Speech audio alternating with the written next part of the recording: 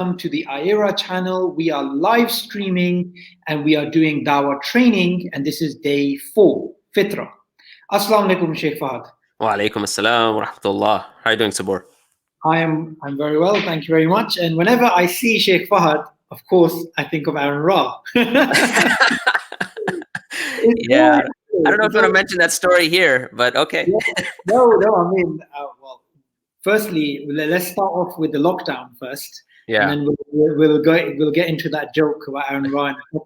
So, Sheikh, how is lockdown in the United States of America? Like, how's it going? Oh man.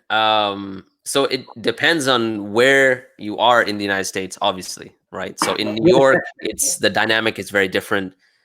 Here in Texas, it's a little bit different.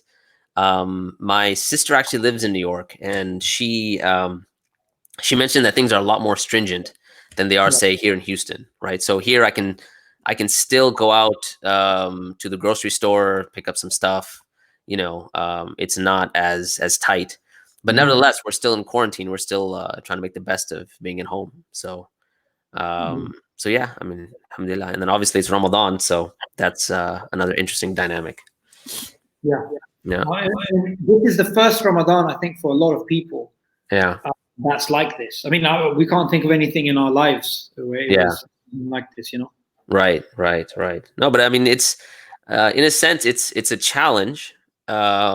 But then, depending on your personality type, it may actually fuel certain. Like for me, I'm relatively introverted, so for me, I'm really enjoying it. That might be really bad for a lot of people, but for me, it's like it's great. I don't have to go anywhere. You're relatively introverted. I'm not too sure about that. Well, I mean, they say it's interesting with there's a book called Confessions of a Public Speaker. Have you heard of it? Nope.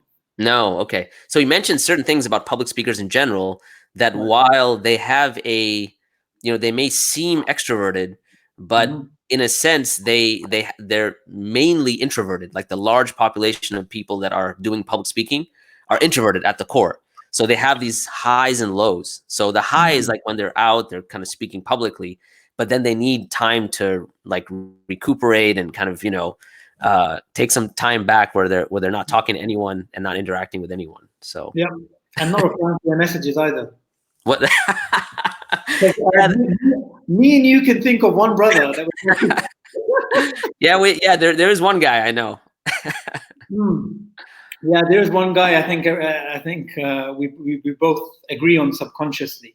Sure. So the thing is, let me just do a quick introduction. So Sheikh Fahad Tasneem, he has been involved in Dawah for well over 15 years, probably coming up to 20 years now. Yeah, man, it's been a while. Back in the days, I remember I used to visit a website, which I'm not going to name now, and that was actually Sheikh Fahad's, sort of Dawah initiative. And alhamdulillah, you've worked with many different Dawah organizations, and you are now heading Aira in America and delivering our advanced programs in various universities and the basic Dawah training and missions and all of this. Alhamdulillah. I want to get to this point.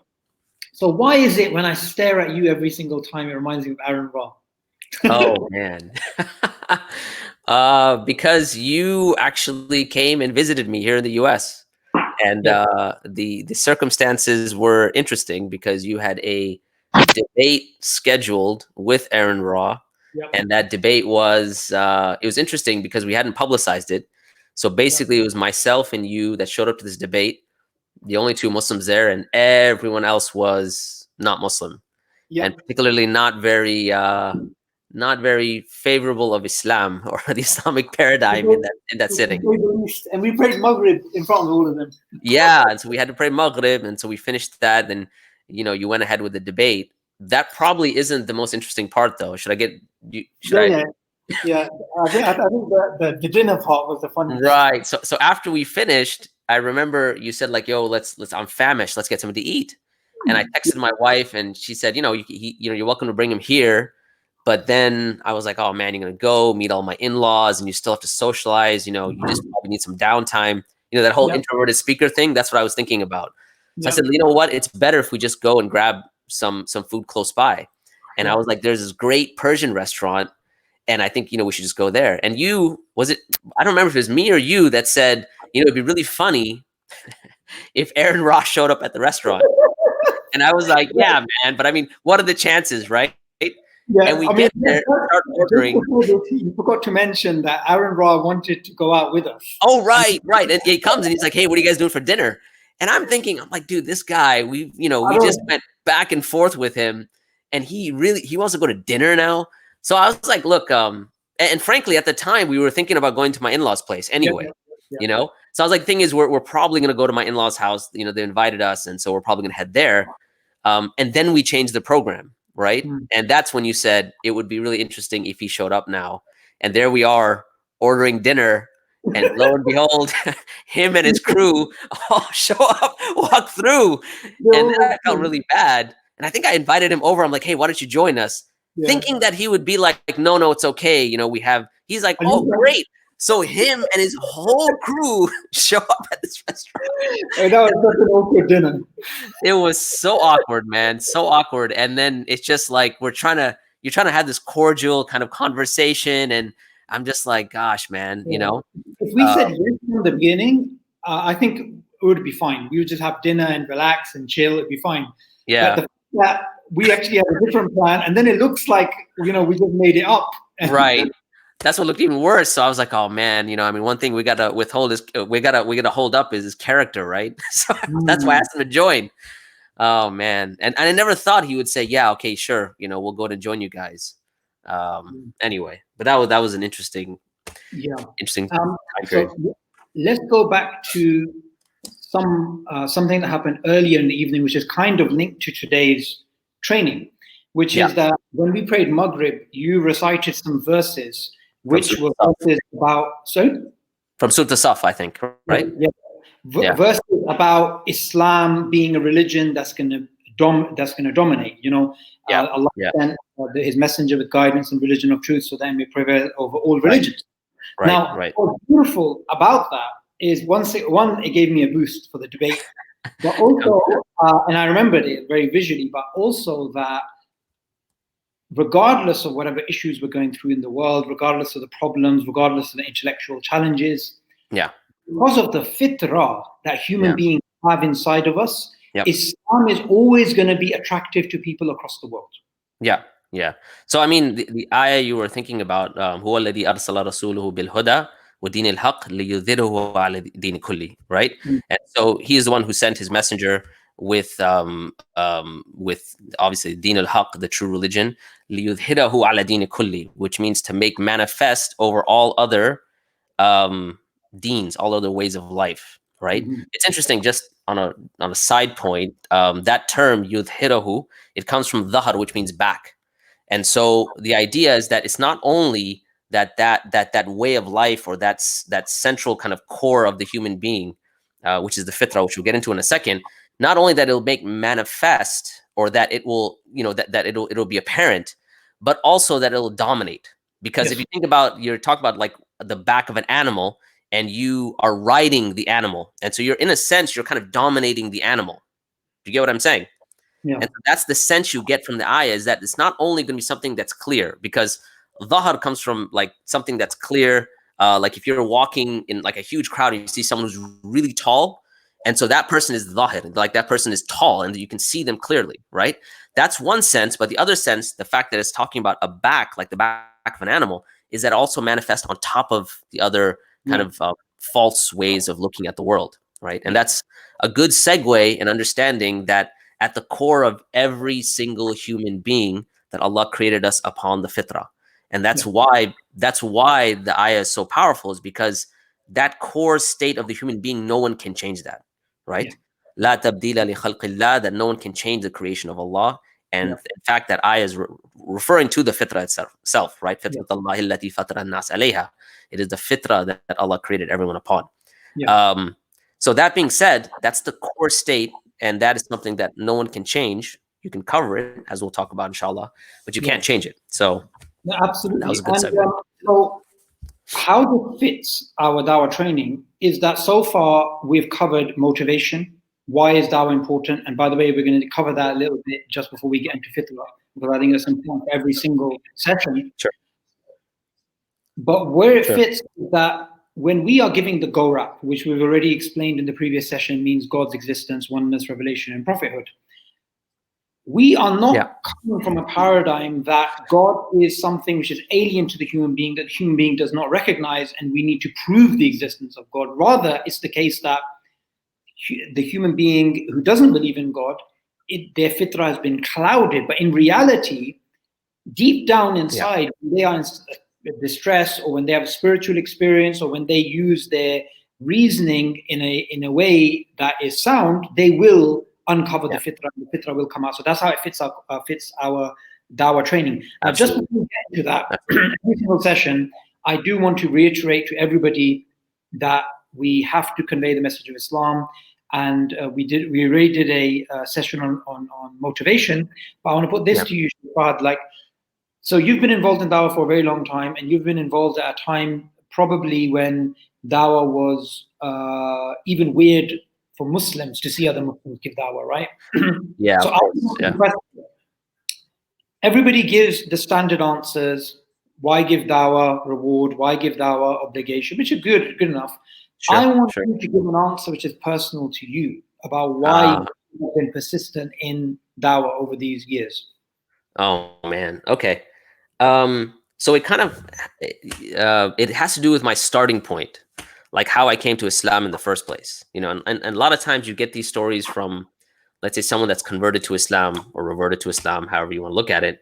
But for me, like, I spent a good part of my early kind of college, college-ish years, and before that, in a non-religious environment, right? Yeah. So a lot of people are like, okay, so, especially when I'm talking to a lot of youth, they're like, oh man, so our parents are basically shoving Islam down our throats. I had the opposite, where I was kind of like discouraged from hanging out with anyone who's Muslim or overtly Muslim or too religious. At best, we may have prayed the Eid Salah at best, right? Jum'ah, maybe culturally, if because I did spend some time in Pakistan. And so, if the adhan was there and we were close to the masjid, we'd go and, of course, we wouldn't go to the bayan. We'd go straight for the salah and that's it, right?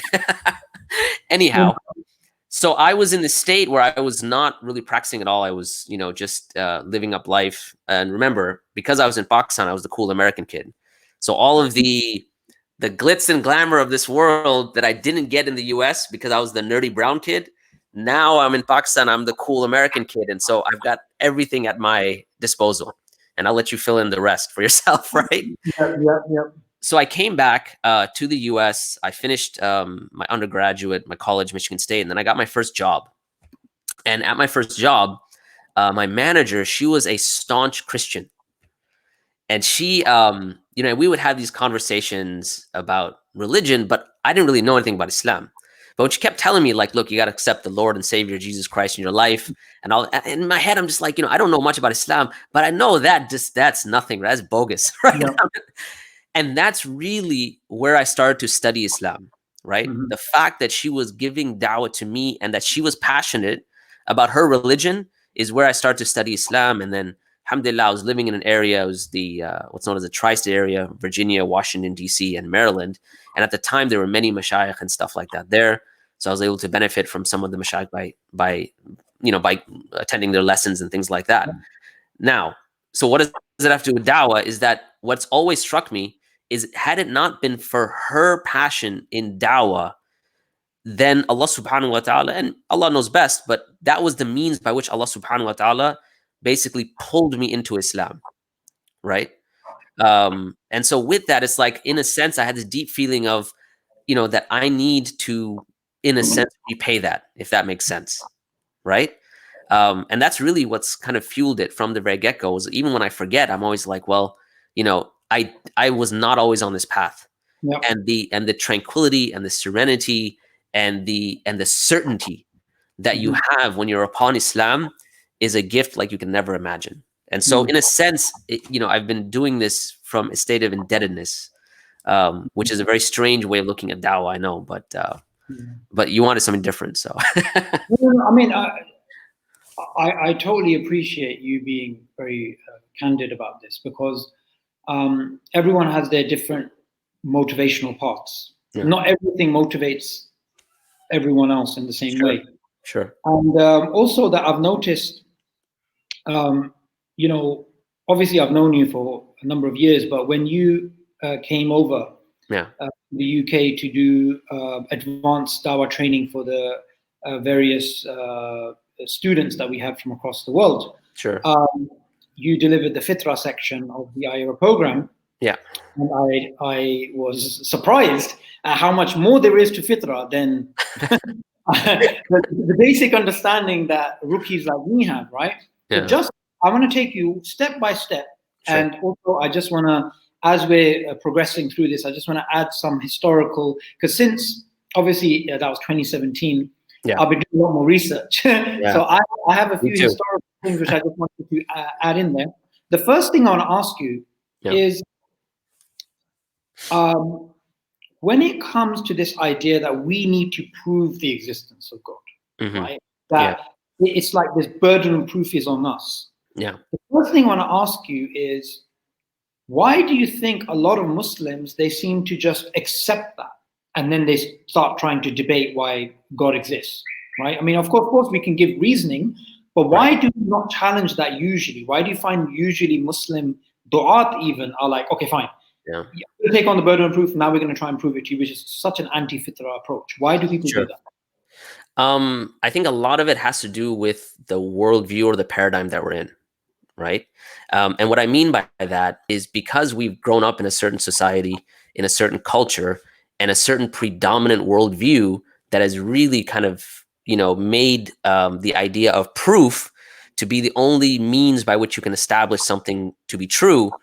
I think because we've just grown up in that society, we don't think outside the box. I was mentioning, some of the people that I got to study with, and one of the mashayikh that I was studying with many, many years ago was one of the first people I think that took me out of that paradigm, right? And it was in the realm of science itself, right? So I remember him clearly telling me, he said, look, you're going to be studying different things within the field of science, right? Or any field, right? And I was actually studying economics. He says, do not forget, every single field has a philosophy upon which it's based. And you must understand the philosophy before you venture into the actual field itself, right? And I was thinking economics. I mean, yeah, I can maybe some other field, but even philosophy, it has certain things that if you speak outside of those those kind of preconceived those notions, those worldviews, then you may get in some trouble. Right. And I think that happens a lot when in our Dawah as well, is that we see ourselves as, okay, we have these certain boundaries, and we're not exposed to things that are outside of those boundaries. Right. And one of those things that's outside of those boundaries is, hold on a second, do we necessarily have to prove everything? Is that necessary?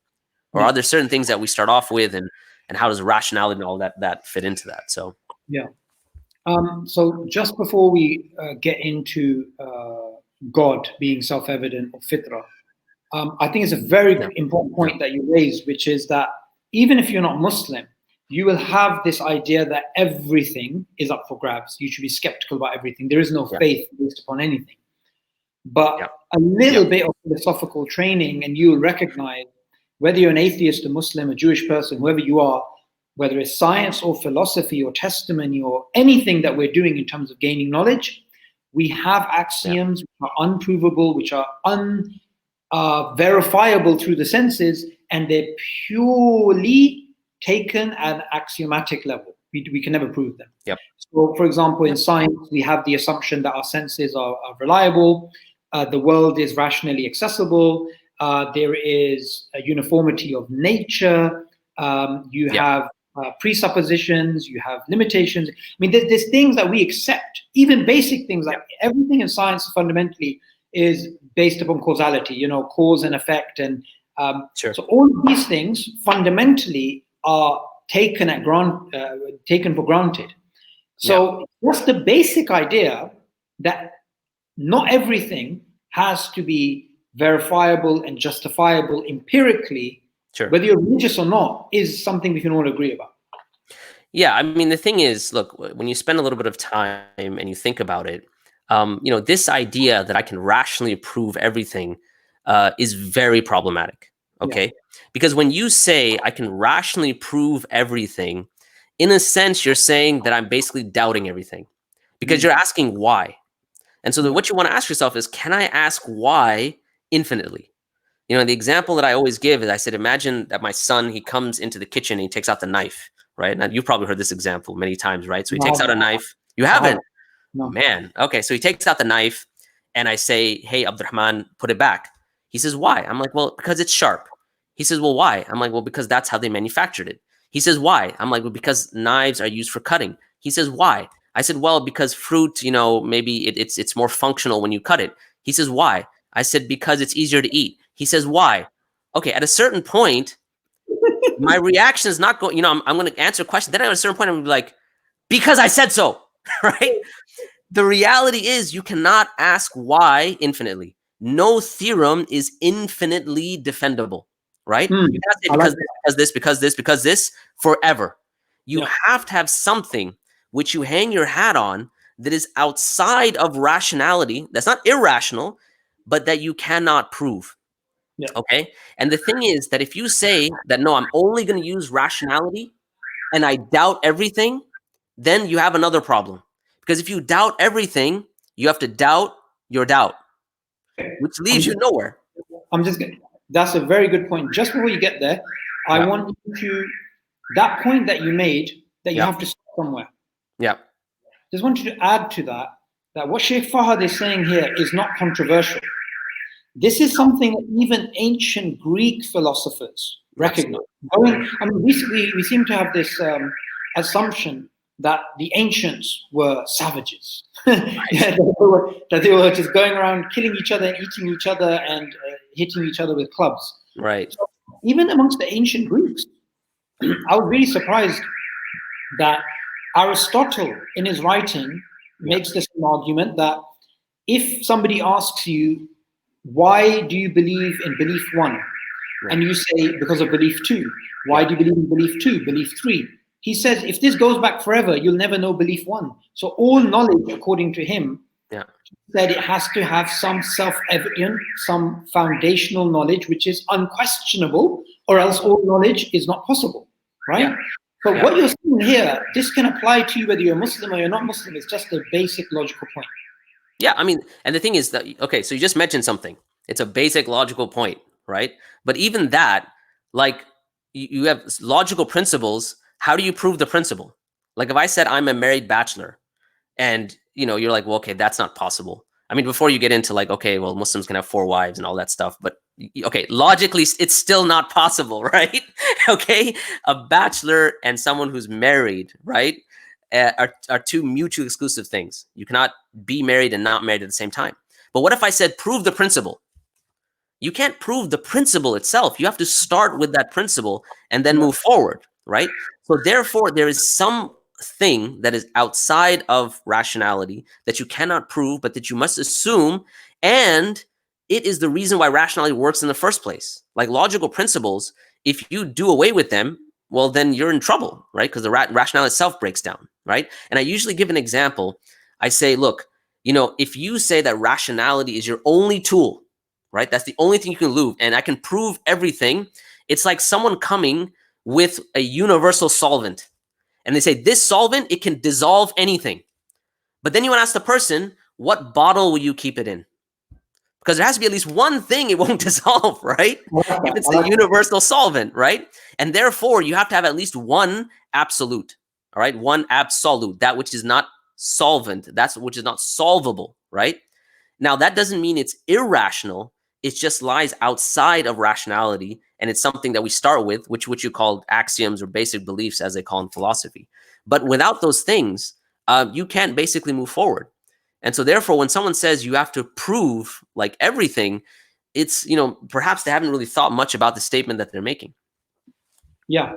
And it's a basic point that you can't rationally justify rationality.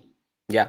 It's circular, right? Yep. You have to assume rationality. Yep. Or even the laws of logic, the law of inference, the law of excluded middle, or the law of, you know, what's the other one? Whatever it is, yeah? So this point that you're making, I think, is very important, because I think people make the false dichotomy that either you're logical, everything has to be rationally justifiable, or we're getting off into blind, irrational faith. Right. Right? Right. When it's not as simple as that. The fact is that you have to have, I mean, I recently, and I want your thoughts on this, I recently heard an atheist say, paraphrasing them, well, faith by definition is something without evidence, and I don't believe in faith because I'm not an idiot, right? Okay. But the funny thing about the idea of faith, or something that you just put your trust in, and something that you haven't empirically verified, it's not the same thing as just faith in anything, faith in unicorns or whatever. Right. But you have to have faith in our reasoning being trustworthy, the world being rationally accessible, exactly. Even the fact that truth is valuable, right? Yeah. I mean, how are you going to rationally justify that? Right, right. Just, what makes truth better than falsehood? Yeah. Like, why is that even? Why should we go for that? Why is that virtuous? For instance, right? So even that's problematic. I mean, like I said, look, if you're going to say that I need to prove everything, it's going to lead you nowhere. Like, there's nothing that's infinite. There's no theorem that's infinitely defendable, like I said, right? And you have to have a starting point. That doesn't mean that the starting point is irrational, right? That's why when people, when we talk about rationality, we say that rationality isn't a dichotomy. It's not rational and irrational. We say there's actually three elements of rationality. You can say there's something that's rational, something that's irrational, but something that's outside of rationality that rationality depends upon, right? And that's what you can call an axiom, a basic belief, what we say supra-rational, that's outside of rationality. So therefore, anything that we think about has to have some sort of a starting point that is not provable. Because if it's provable, then there's something else outside of that particular thing that that you would have that's not provable, and so on and so forth. And that cannot work, that you cannot run ad infinitum with that, you know? So now let's get back to the fitrah here, because so far it took us a bit of time to clarify this. And it's important to do so because a lot of people, they have those lenses that you spoke about earlier that were shattered with the scholar that you sat with, that we just have to rationally justify everything. So the idea of the basic idea of the fitrah, we're not making an argument for the fitrah. The fitrah is not some people have said it's an argument for God. It's not an argument for God. No. It's just the reality, you know. So firstly, I want to ask you this. What is the fitrah according to the Quran and the Sunnah? What is it exactly? Okay, so the fitrah according to the Quran and the Sunnah, I mean, first of all, anyone that studied the fitrah will tell you it is not, it's very difficult to define it precisely. Like, this is the fitrah, right? Some scholars said it's a starting point of knowledge and so on. But just to make it very simple, the fitrah is, you can say, the base state or the natural state of the human being, right? And it starts off within the human being as a seed, and it germinates, right? So just like if you think about the physical development of an infant, with the eyes and all those things, the fitrah starts off in the very same way, right? And so as it develops, you start to now recognize certain things. Again, it doesn't have to do with rationality, but it has to do with that core state. So one example, for instance, is one of the parts of the fitrah is that human beings are born on this natural state of goodness. In other words, is that we assume goodness before you assume evil, right? And that's just, this intuitive sense. For instance, when you see a child, okay, like a baby, you don't assume that the baby's intrinsically evil, right? In fact, when we were in New Zealand recently, I was mentioning this, that our core belief in Islam is based on the fitrah, and we assume every human being is good before we assume, right? That's an assumption.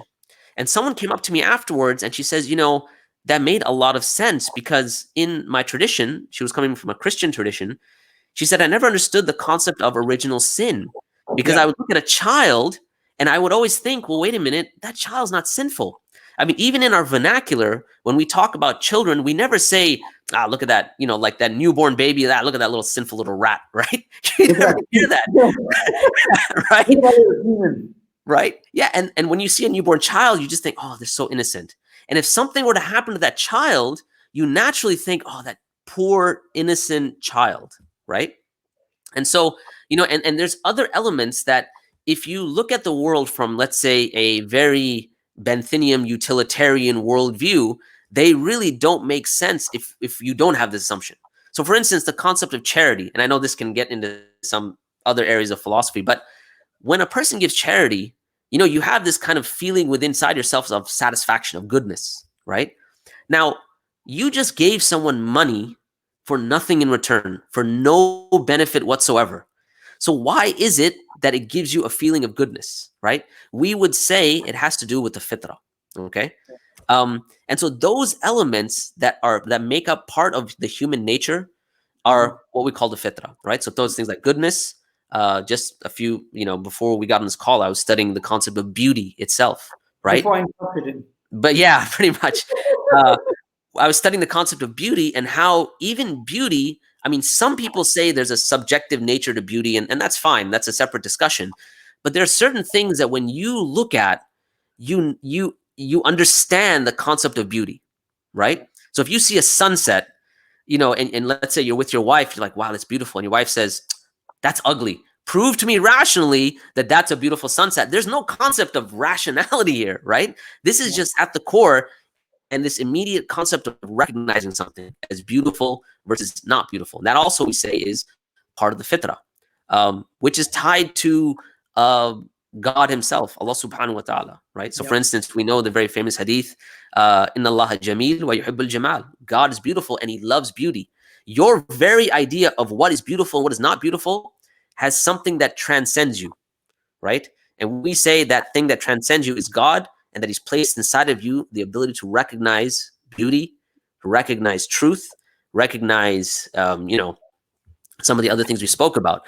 And that recognition does not necessarily follow some sort of rational progress. Sometimes you recognize it immediately. So that's the short version of the definition of fitrah. I think it's very comprehensive. I mean, it includes God, it includes basic ideas of right and wrong. When the Prophet ﷺ came and he told the Quraysh to worship Allah alone, it wasn't like he was teaching them something absurd that they were like, what are we talking about? When he said to them to treat people right, they knew what he was talking about, right? So the fitrah is there. Now let's talk about the analogy that we use in our Dawah training courses, like the fitrah is like the heart, and then it gets covered with sins, with society, with doubts, with all these different types of things, and then we try and uncloud it. Right. So this is important to understand that arguments for God, they're there to awaken the fitrah, awaken the truth within. It's not the case that from base zero level we're trying to build, which is why it's not the case the Quran proves the existence of Allah in any place. The Quran reminds you of what you already know. Yeah, of course. I mean, that's what's interesting is that if I were to ask people like who have, like, let's say they just purview the Quran, they go through the Quran, you find that Allah subhanahu wa ta'ala mentions the concept of ayat more than, let's say, this idea, or you won't really find the idea of discursive reasoning in the Quran. You know what I'm saying? Discursive reasoning, meaning like a deductive argument, for instance, right? A, B, therefore C. What you really find is ayat. And if you think about it, the concept of an ayah is targeting the fitrah, right? That's super rational, more than it's targeting the rationality, because the super rational is at a higher state in a sense, right? Because if you don't have that, you don't have anything. So even the concept of an ayah, there's two elements which are really interesting. Is that when you look at ayat, when you say, okay, an ayah, it's a sign. But if I give an example, I say, let's say I graduated, 20 years ago, whatever it might be, right? Back in the Stone Age. And I'm going through my stuff, and I find the robe that I wore at my graduation ceremony and the cap. So immediately when I see it, I start thinking about, okay, I was walking across the stage. I saw the look on my parents' face. They were really proud that this no-gooder actually made something of his life, whatever it might be, right? So all of that comes rushing back, but I haven't now learned anything new, right? It's just now I see it, and all of a sudden, so that to me is like an ayah. So ayat have, you can say, two basic qualities. Number one, it's not necessary that you're learning new information. It's taking that part which is already inside of you and just bringing it, for you to see it. Number two, the effect is immediate, right? So there's no concept of like learning something over time. You see an ayah, boom, right? Inna fi khalqi as-samawati wal ard wa ikhtilafi al-layli wan nahar li ayat, right? That in the creation of the heavens and the earth and the alteration of the night and the day are indeed ayat for people, ulul albab, for people who have this, what's lub, which is another word for seed, by the way. So that being said, is that that the idea is that our starting point is the fitrah, and the fitrah, what happens is that one of the functions of some of the things that I'm sure we've spoken about in terms of rational arguments and things like that, is that the fitrah can be covered. In other words, it's covered in the sense that you're not able to recognize truth, right? And you'll see this, for instance, in the dua of the Prophet ﷺ, where the Prophet ﷺ says, Allahumma arina al-haqqa haqqa wa razuqna tibah. Oh Allah, show me truth as truth and allow me to follow it, right? Meaning that there is an idea that you could now be covered from the truth, even though it's there and even though you can see it, but there's something deeper that's blocking you from it, right? And we say that those things can be things like certain spiritual diseases, right? A very simple one that whether you're Muslim or not Muslim, you can recognize this, is something like the ego. Yeah. Right. Even when you think about someone who, let's say, they're steadfast on one of their theories in the scientific realm, and they don't want to accept that the theory is wrong for whatever reason, because they have this, they have tenure at a certain university. They're a very prestigious professor. And so what comes in the way of truth is their ego. Yep. So it's not that, okay, if you give them enough rational arguments, they'll accept it. Even for ourselves, sometimes the other person's right, right? And you just don't want to accept it not because of the power of their argument or, the fact that it lacks reasoning.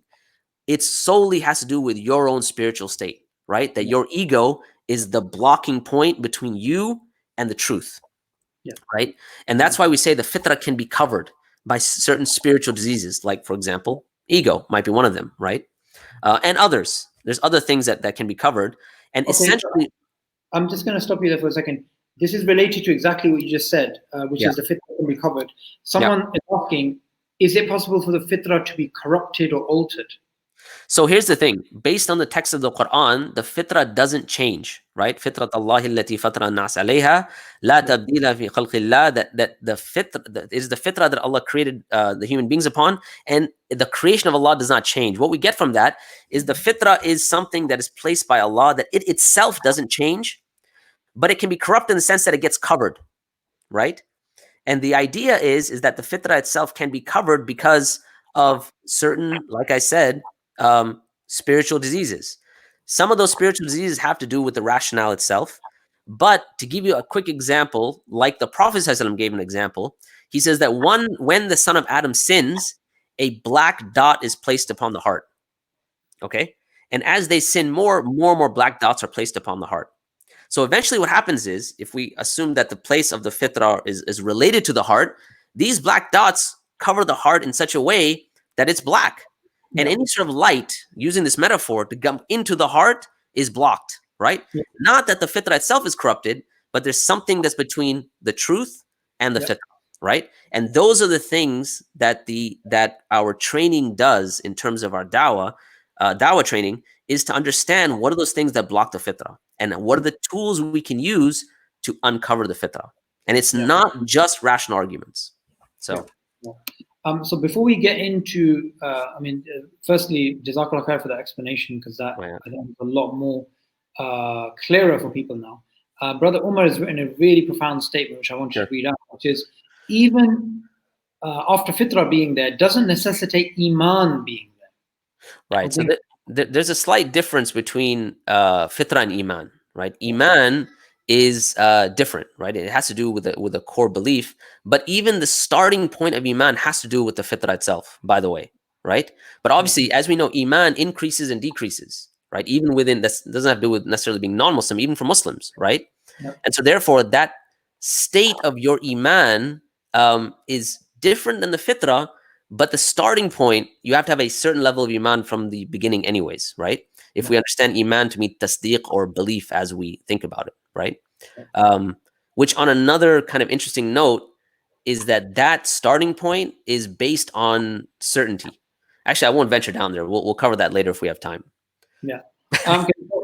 Sheikh, you mentioned that basically when it comes to the heart being covered, yeah, we can uncover it with the permission of Allah, of course, right, by giving rational arguments and then other things which I'm going to get out of you, inshallah. Yeah. But Zainab has asked a good question, which I wanted to ask you. Is it necessary to deconstruct other people's beliefs to unlock their fitrah? Not necessarily, right? Yeah. Obviously, it depends on what their beliefs are, okay?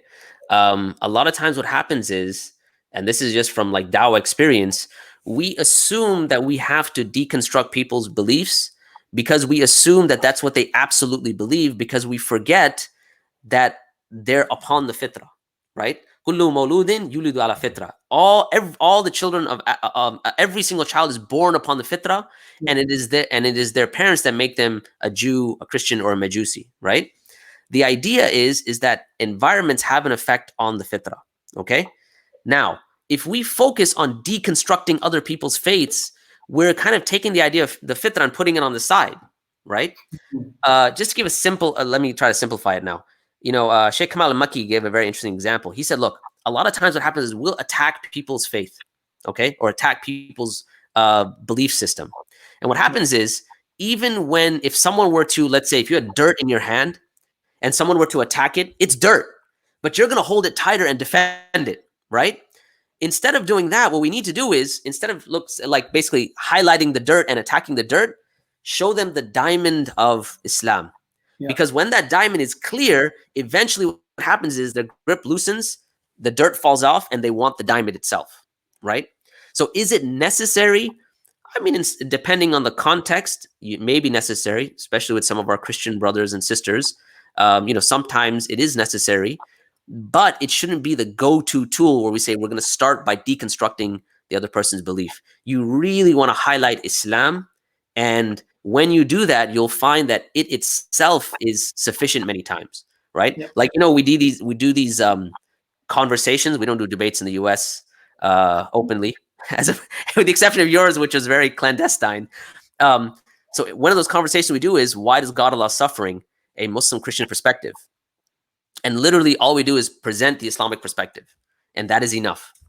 Because just in presenting the Islamic perspective, you know, Christianity has nowhere to go with that. And so it's very rare that I will attack the Christian faith. It's more of, you know, Christianity doesn't have the tools to deal with something that's core to the human being, of this idea of why does God allow suffering. So the short answer is, you're not, that shouldn't be your go-to tool. And at times you may need to do it, but you should focus on the fitrah and focus on presenting Islam. Absolutely. And I think it's very important that we take the advice of, you know, people like Sheikh Fahad, who's been in the Dawah a lot longer than sometimes people who get very excited by watching a few YouTube clips and go. So I want to highlight something that I saw when we were at the debate. Yeah. After the debate, somebody came up to me, and I think I mentioned the story to you. He said to me, I used to be Christian and I became an atheist. So I asked him, why did you become an atheist? Right. And he said, my Muslim friend taught me that the Bible is basically corrupted. Right? Oh, wow, subhanAllah. And he attended the Aaron Rod debate. Now, I was actually thinking to myself, that's not Dawah. Yeah. You took a Christian who Allah says about the Christians, the closest to the believers are those who say we are Christian. Yeah. And you furthered them away. I think this is very, very important to understand. Look, you know, yes, there may be a hardcore missionary who you're having a nuanced discussion about the corruption of the Bible, right? Yeah. But when you're talking to an average Christian who's not even read the Bible, right? It's better to show the element of Islam and to show what Islam is, and then to say, do you know that you basically are absolutely baseless, that your Bible, you've got so many different versions. like if they're strong Christian, it's not going to have any impact. But the vast majority of Christians, right, Yeah. they're just going to slip. Like I remember talking to one. He was a, what do you call them? I think you call them 7-day. 7-day Adventists. Yes, that's it. Are they Mormons? Mormons and 7-day Adventists, I think the same thing. I believe so. Yeah. Maybe, Actually, I don't know. I'll have to ask Imam Anwar that. yeah, I'm not too good with kinds of Christianity. Anyway, so he said to me, I was having a discussion with him about Islam and Christianity, and he said to me, look, I'll be very honest with you. If you basically show me Christianity is wrong, I'll be an atheist. I'm not going to be a Muslim. Right. So I stopped. I was like, okay, this is a very careful thing. I have to be very careful. So I did not want that to happen. Yeah. Because he was pretty much like, I've known this all my life. If you show this, if this is wrong, forget it. Forget everything, all religions. So you have to be very, very careful there. Okay, now let's go. Let's before we get into, look, we have the clouded fitrah, which can be uncovered with the permission of Allah by, we gave rationality, we're going to speak about things later. I just want to read out the comment of Brother Asad Khan, which is, fitrah shows when the plane goes down, the iman goes up. Yeah? Oh my God. So I want to relate a story, and then I want Sheikh Fahd to relate a story as well, because I'm sure he has some in regards to this. So I met a hardcore atheist, militant atheist in 2012. Okay. This hardcore militant atheist, I met him at a course, and afterwards I was leaving with him to go to the train station, and we just started talking.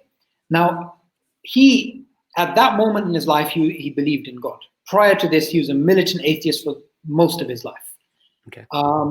And he was middle-aged, maybe mid-40s, late 40s, something like this, right? What's interesting is I asked him about God, and he related a story to me. Long story short, what he said to me is that he was raised an atheist. His parents are atheists. Mm-hmm. He never grew up with any form of faith. So it's not like he's a fallen Christian. He's always been an atheist. And he said that when I came to a moment of desperation in my life, and I knew I could not rely upon anybody, I, in my darkest moment, called upon God. He didn't say darkest moment, but you get the point. In his moment of desperation, he said, I called out to God, and then he said something happened, and he said, I'm now at a stage, because of that experience, I do believe in God with certainty. I do not believe in any religion. Now, this got me thinking that it's not the case that he had faith and then he went back to faith. He grew up with no faith. Yet when he was in a moment of desperation, he called out to God. No one came up to him and said to him the Kalam cosmological argument, contingency argument. It was him and his Lord in an instant prayer. He did it. He made a supplication. And instantly he started believing in God after God helped him, because he said something happened and he knew it was from God. He said something happened which is very hard to explain without God's intervention, according to him, right? Of course. But he didn't have, that wasn't enough of a push to become Christian or any religion. But I use that story and others that I know of to show that you don't need rational arguments for God, right? Yeah, of course. Deep down, everybody knows there is a God. Right. I mean, look, this is one of the reasons why I have been saying for some time that the best du'at are the ones that are connected with the Quran and understand the Quran, understand the, not arguments, but the case that the Quran is making, right? Because when someone goes through the Quran, they understand that the approach is to attract the fitrah primarily, right? Again, it doesn't have discursive reasoning in it. And it's not saying there's no rational arguments in the Quran, but we're saying as we understand discursive reasoning or, like arguments in this sense, like you won't find that in the Quran. It's very talking to the human as a human being. Because at the end of the day, Allah ya'lamu man khalaq. Does Allah not know what he created? He knows he created a human being that when the plane, as Brother Asad said, when the plane's going down, the iman's going up, right? That is part and parcel of the human being, right? And so there's many times when, I don't get into hardcore rational arguments, or sometimes and this is the case sometimes, this is happening more recently with Muslims that are like leaving the faith and becoming atheists. So a lot of times, like we'll get into some, like I remember I was talking to one guy, and his parents actually flew him in from California so that I could talk to him, right? And maybe it just shows kind of the crisis within our own communities. But so we had this long conversation, and I literally took him through all of the divine reality, like the book. Like we had dinner, and 2-3 hours we're going through, and we're going back and forth, and we're talking about, you know, objective morality. We're talking about, you know, everything, you know, whatever we have in there. And then I left him, and I stopped, and I gave him one element of the Quran, right?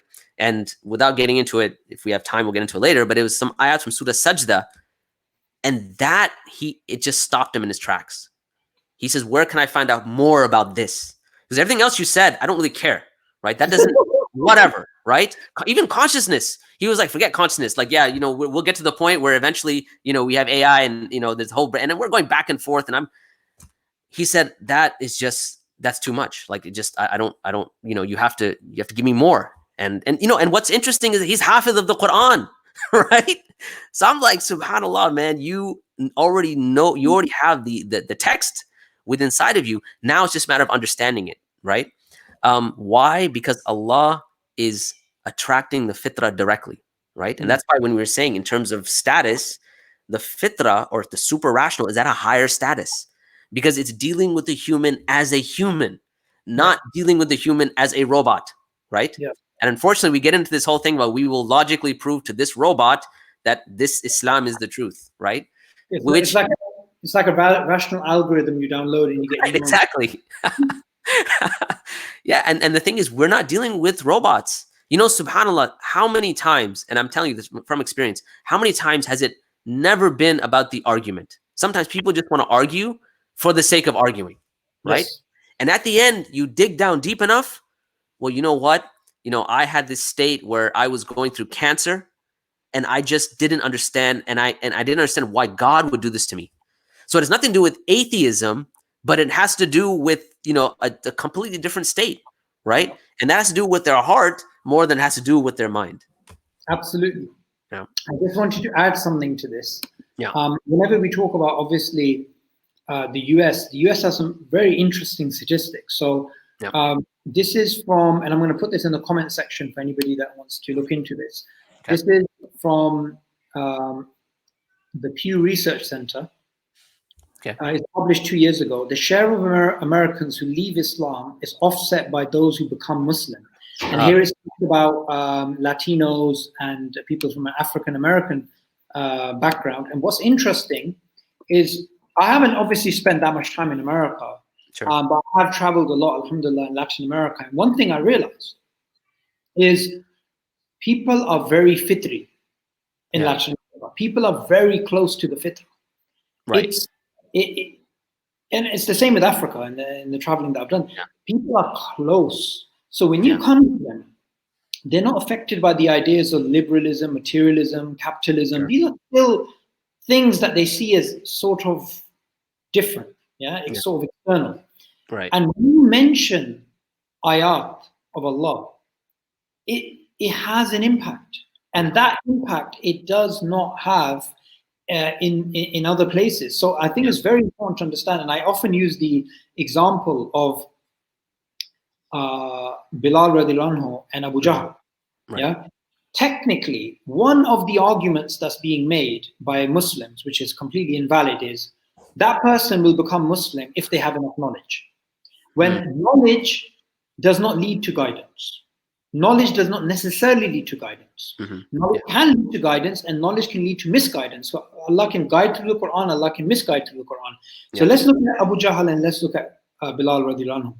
Abu Jahl technically has more evidence for the truthfulness of the Prophet ﷺ than Bilal. Yeah. Why? Because he knew him longer. Yeah. Okay? Yeah. What's the difference? It's not the difference that Abu Jahl was poorer at philosophy than Bilal radiallahu anhu. It's not the case that he had some cognitive problem that Bilal did not have. The problem was arrogance. And so he was suppressing the fitrah.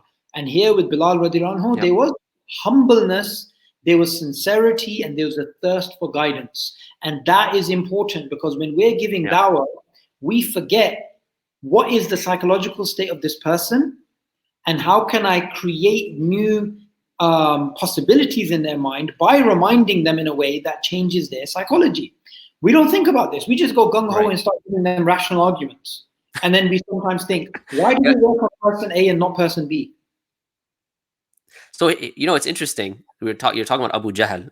Abu Jahl, in fact, he was asked, like, is this man not a prophet? And he says that, no, he is. But the issue is that the Banu Makhzum and Banu Hashim were always in competition. And so when they would do something, we would do something, right? And now you're saying that they have a prophet and we don't. We will never accept him as a prophet.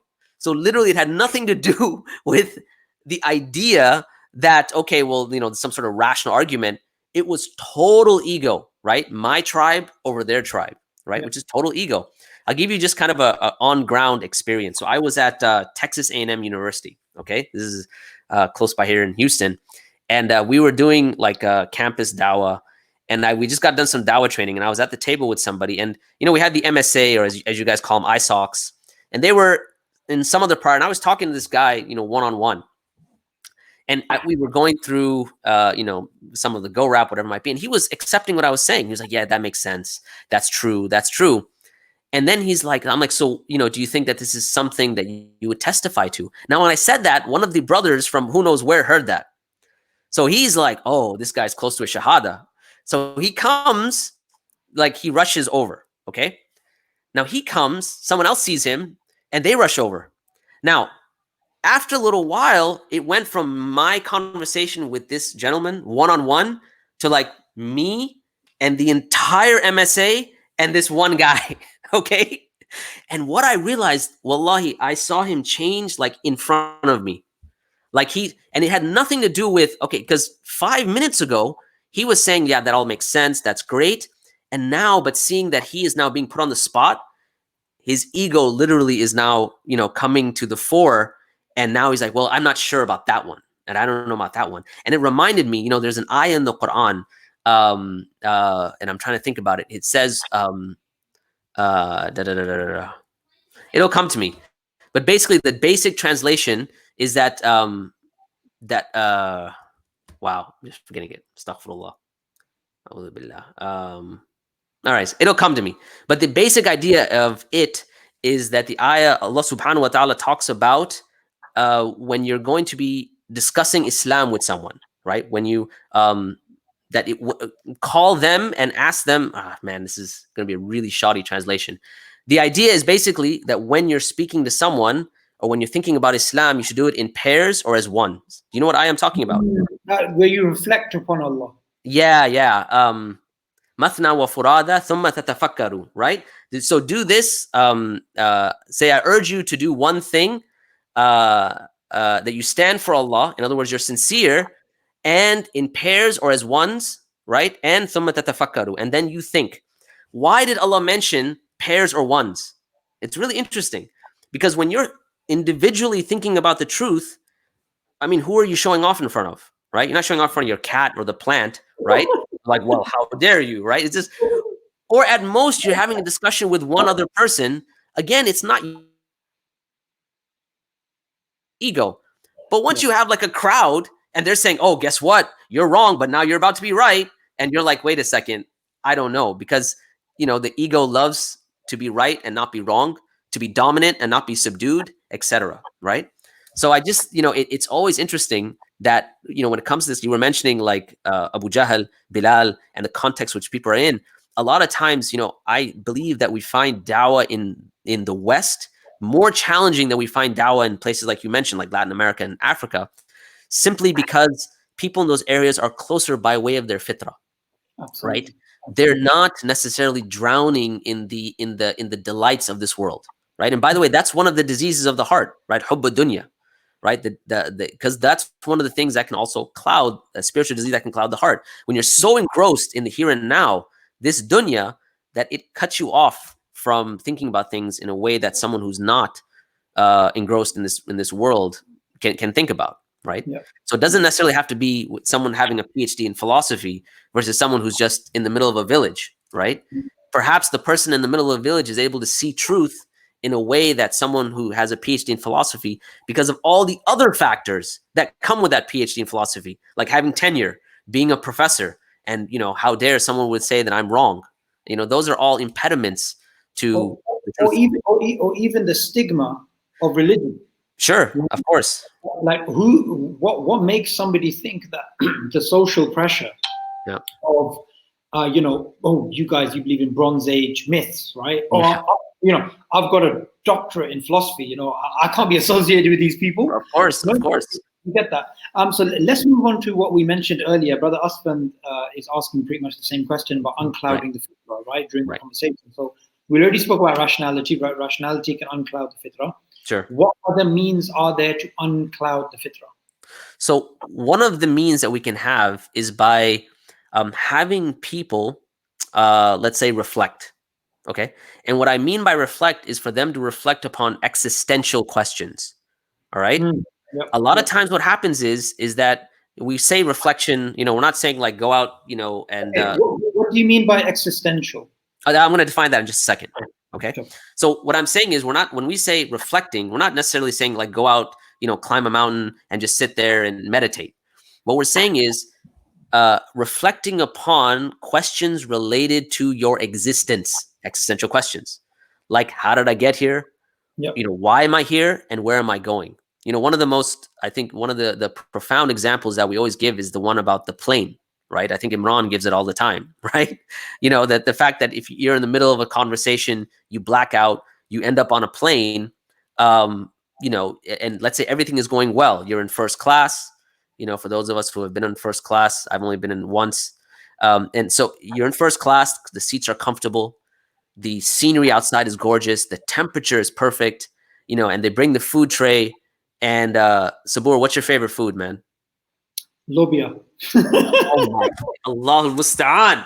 Okay. They bring you some nice sizzling steak because I'm here in Texas. Okay. You put this steak in your mouth, it melts in your mouth. It's the best steak you've ever had, or lobia you've ever had, whatever. Fill in the blanks. Now, you are in the middle of this conversation. Let's say you're watching this webinar, you black out, you're on this plane now, and it's very comfortable. And you have basically the food, the scenery, the seat, the temperature. Would you be happy? Right? And not happy, but would you have meaningful happiness? Or would you have certain questions like, I don't know, how did I get here? What am I doing here? And perhaps the most important question, where's the plane going, right? Who's the pilot? Where's the plane going? So in a sense, we come into this world as if we're on this metaphoric plane. We enter a state of consciousness. And so someone that is going to reflect on these deeper questions about life, the meaning of life, and the purpose of life. So, and when you reflect upon these things, it's not necessary that you have to bring some sort of rational arguments. It's necessary that you fill in some of those areas where we say, okay, well, this is what Islam says about all three of these questions, or all four of these questions, right? Where did you come from? You were created by God. And you can start explaining who is Allah, what are his names and attributes, right? Straight from the Quran. And then what are you doing here? Your purpose is to worship Allah. And what do we mean by worship? We can get into that in a few minutes. And where are you going? And this is the thing. Nobody disagrees that you're going to die. You'd be very hard pressed to find someone, let's say that maybe there's issues with their mental faculties. Everyone agrees you're going to die, right? And it's interesting that Allah subhanahu wa ta'ala, even when he speaks about levels of certainty in the Quran, there's levels of certainty. That if you take death and you apply that to those levels, it applies there as well. Everyone knows they're going to die, right? So for instance, in the Quran, Allah subhanahu wa ta'ala mentions levels of certainty. You have haqqul yaqeen, you have ainul yaqeen, and you have ilmul yaqeen, right? You have the knowledge of certainty, you have the eyesight, of certainty, you see something, and then you have haqqul yaqeen, you experience something. If you think about death, it follows. Knowledge, you're going to die. There is no doubt about it. You're going to die, right? That's ilmul yaqeen. But then as you're dying, you see the angel of death. That's ainul yaqeen, right? You're seeing it now. And then when the soul is being taken out, you're experiencing it, haqqul yaqeen, right? And so my point in saying existential questions, reeling it back, why, how did you get here? What are you doing here? And perhaps one of the most important questions, where are you going? Where is this life taking us? And based on the answer to that, it has significant impact on your own meaning as an individual and as a human, right? Because a lot of, and we were talking about the West, I think one of the things that a lot of the people in the West are coming to is, what does it all mean? Especially in the middle of this coronavirus, this epidemic, this pandemic, people are asking, well, what does it all mean? Right? Why am I here? And where is this? Where am I going? So when we said reflecting, we're talking about reflecting upon existential questions is one of the means by which to uncover the fitrah. Absolutely, absolutely. And I love the way that you explained that from the perspective that there is certainty that every human being has in terms of death, right? Yep. But we're not as certain as when you find out the doctor says, we're not going to, operate because the cancer's spread too far or whatever, yep. Right? That's when you start having the seeing aspect, and then you obviously have the experience. Yep. I just wanted to add here that this kind of reminds me why the Quran, why Allah reminds us continuously about death. Yeah. Right? I mean, everywhere from the beginning of the Quran to the end of the Quran, we will see it explicitly or implicitly, there's going to be references. So even when we in Fatiha, when we in every single prayer, we talk about the Lord of the Day of Judgment. So that's all thereafter. Yep.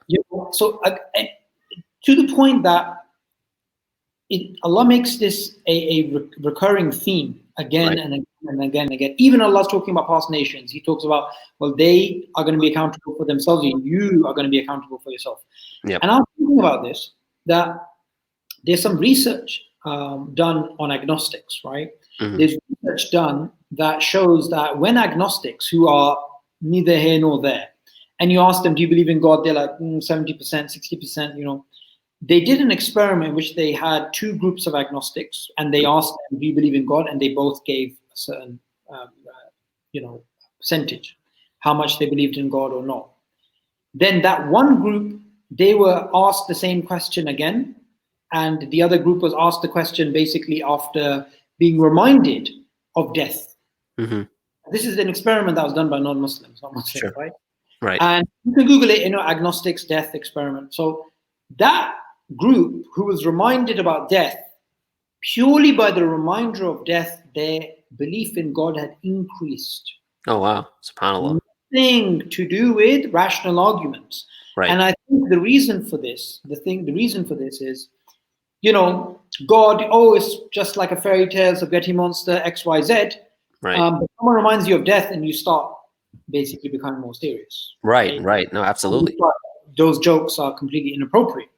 So there is a very strong element in Islam, in the Quran, in the narrations of the Prophet which speaks about death again and again. And I don't think we should be shy when speaking to people in a nice way, that we say, look, at the end of the day, we won't be here forever. There was a da'iyah, and his dawah, I mean, he didn't use the go rap, but this was long before the go rap. He used to go to people and just tell them about the 3 questions in the grave. And he used to get shahadas all. We were always wondering, like, how did he get so many shahadas? He would literally just go to them and be like, look, man, you're going to die. Here are the 3 questions. What are the answers? Right? Man rabbuk, right? Man nabiyuk, ma dinuk, right? Like, who is your Lord? Who is the prophet? Who is your prophet? And what is your religion? And that was his dawah, and we were always surprised, like, really. But it kind of highlights that idea, right? That you shouldn't be shy from speaking about death. Unfortunately, culturally, there's a big, almost like a taboo. There's a very interesting book called Will My Cat Eat My Eyes Out? It's by Kristen, I think her name's Kristen Doty, or Caitlin Doty. Nice name. Yeah. And basically she's a mortician. So she deals with dead bodies, and she said something really profound. She says, in our culture, meaning the Western culture, is death illiterate. In other words, that we never want to talk about death, and it becomes very problematic. And the whole concept of the book was that children, and this goes back to the fitrah, had no problem asking questions about death and dead bodies, right? So the whole concept of will my cat eat my eyes out is like, if I die now, will my cat eat my eyes out, right? Or what happens to the body if you die on a plane, and so on. So anyways, my point is that even within our culture, it may seem taboo. That's why we have certain words for death. We don't say, oh, he died. Oh, he passed away. He's no longer with us, whatever. So we always sort of ease the idea when in fact, like you mentioned, the Quran continuously reminds us, like, where are you going? فَأَيْنَ تَذْهَبُونَ? So then where are you going, right? You're going back to Allah, right? And this is one stage and you're going to another stage, right? And so that reminder is very profound, right? And there's no reason why you should not use it, obviously cautiously, carefully, and with respect and with mercy. But there's no reason why you shouldn't use that as a part of uncovering the fitrah as well, right? The reminder that we're not going to be here forever, man. Like, you're going to die, and I'm going to die. So anyhow, yeah, I mean, it's a profound point. It just reminds me of something I've mentioned before, but it's worth mentioning. Is just maybe 2 weeks ago or 3 weeks ago, when the whole coronavirus thing was getting out of control in terms of the media, the noise, everybody freaking out. I got contacted by somebody in America who said, I've been looking into Islam, but with this whole coronavirus, I'm like a lot more inclined to take the Shahada now. Right. And, we sent him a Quran. He took the Quran, then he took the Shahada, and then he's asking me questions about prayer. I mean, his acceleration into Islam, he was looking into Islam before, but as soon as this virus hit, he was like, all right, that's it. And, when I went to his Facebook, and obviously I'm not going to mention his name, right? But he was just like a standard American guy. And if you go through Facebook, all his posts prior, you just think he's just a regular non-Muslim. And he just completely changed. Yeah. So death, even if it's not your own, just looking at the fact that, look, people around us are dying. I mean, the figures with coronavirus, I believe, are over 200,000 dead now. Yeah, like a lot. That's unprecedented, right? In recent times. So it's very, very important to get people to think about these existential questions. So we spoke about that. Right. So I was going to say, did Jamal ever tell you about what happened in New York? The SEAL guy? Yeah. The guy's like, I'm basically going to shoot you now. I don't remember the fully. I remember there's a video about it, but this is a few years ago. Could you remind us? No. So we were in New York City making Dawah, and I was talking to this Latino guy, right? So he's brown and I'm brown, okay? And I'm talking to him, and I'm like, look, why don't you take a copy of the Quran, and why don't you, why don't you think about, kind of like, and he was very stubborn. He said, I don't want a copy. I don't need it. I know what life's all about. I'm about partying and this and that. This guy now all of a sudden shows up, and he's like huge, right? Like ex-military, 6 foot, whatever, 6'11". He's huge. And he comes to me, and as I'm talking to him, these two brown guys that are talking, he goes, hey man, I killed a bunch of you back in Iraq, and I have a gun in my car, and there's no reason why I shouldn't just kill you now. So let me go get it. All right. Something like that. Now I froze, and this guy was serious. He was dead serious. So he says, okay, well, he's basically, I'm going to get my car. He starts yelling at us. I mean, alhamdulillah, Jamal was there. He's a big guy. He's kind of intervened. And eventually the NYPD showed up, New York Police Department. They took him away. But what I realized is that guy that I was talking to, because he was talking to both of us, he stops and he says, I think I'll take that Quran now. Anyhow. Yeah, no, absolutely, bro. It's definitely a reminder. So just to summarize for the viewers, it is natural to believe in God. It is natural to have this submissiveness towards the Creator. It's natural to be good. Yeah. So when we are giving rational arguments, those are a means to an end. Those are not the end. Yeah. And the fitrah, the natural innate state, it can be covered, and you can uncover it through rationality, through asking existential questions, through someone having spiritual experiences of worshipping Allah. And you get stories of people who just make dua or they make sajda. So it's not the case that rationality is the be all and the end all, and you covered that very, very thoroughly. Jazakallah khair for your time. I'm being reminded that we're going over time because we only have 1 hour for this session, but it was a pleasure. We're having fun, man. That's the thing. Yeah, we're having fun. We're having fun, actually. Yeah, and also that I think it's very important for everybody watching to understand that don't start a conversation on a platform. Don't pretend people are robots. Yeah, understand there is a fitrah deep down inside, and that craving that we have for Allah is inside of us. And when we don't fulfill that craving through worshipping Allah, we will do it through other means, which will never make us happy. Yep, Right? exactly. Happy. Yep. So, Sheikh, I just want you to give us a general piece of advice, not related to the fitrah, about Ramadan in lockdown, with the coronavirus going through the world, with people being worried about their economic situation, with their personal health, personal relationships. What advice could you give us? Well, the thing is that when we're in this blessed month of Ramadan, one of the things that we have to remember is that we are engaged in a deed, namely fasting, that is extremely beloved to Allah, right? Now, when I say fasting, I'm not just saying withholding from food and drink. I mean, all of that, that's fine.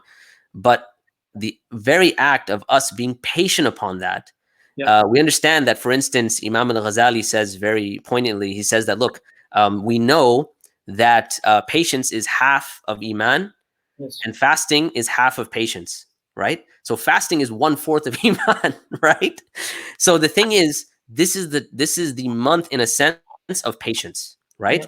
I'll leave you with one very beautiful thing that Ibn al-Qayyim said related to fasting and why we need to think more about it, not just from the hunger point of view, but from the spiritual, existential point of view.